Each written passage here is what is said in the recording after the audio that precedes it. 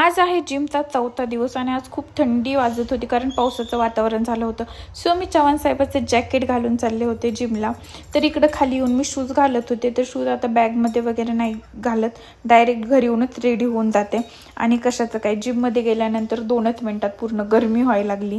तर त्या अगोदर घरी येऊन निघण्या अगोदर मी पिले होते वॉर्म वॉटर विथ लेमन.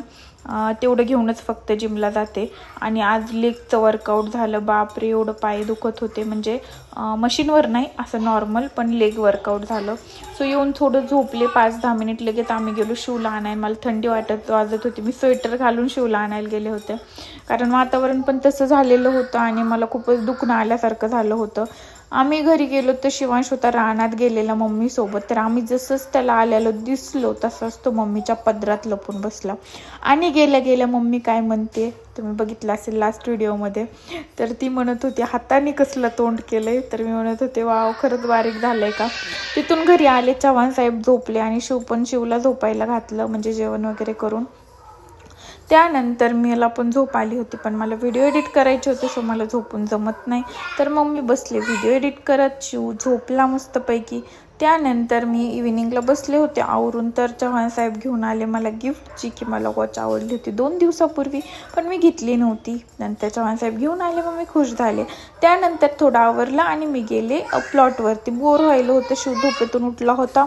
तर म्हणलं चला, घरी पण बोर होतं. असं पण आम्ही घरी कमी बाहेरच जास्त असतो.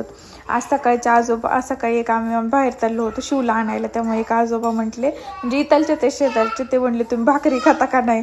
म्हणलं भाकरी खाता का नाही. म्हणजे मी असं रिॲक्शन, म्हणजे मी शॉक होते. आणि म्हणले तुम्ही सारखंच मला गाडीवर बसून दोघं पण गेलेले दिसतात, मग भाकरी कधी खातात. आम्ही फिरतोच तेवढं. त्यानंतर प्लॉटवर गेलो, दोन व्हिडिओ काढले, थोडं वरी हिंडले, थोडं बांधकाम बघितलं, वापस आले. मग कपडे धुवायचे होते, माझ्या लक्षात आलं. तर मग मी कपडे धुवायला मशीन लावली, शिवने लावली.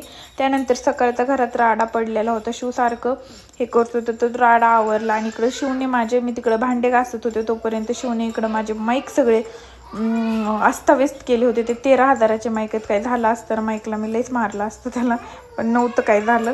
तर बॅगला त्याला माझी धटायची गरज नव्हती. नंतर म्हणतो खायचं म्हणलं मी, ते इग्नोर करेल म्हणून नाही चिडले, कारण खराब नव्हतं झालं, काही नव्हतं झालं माईकला.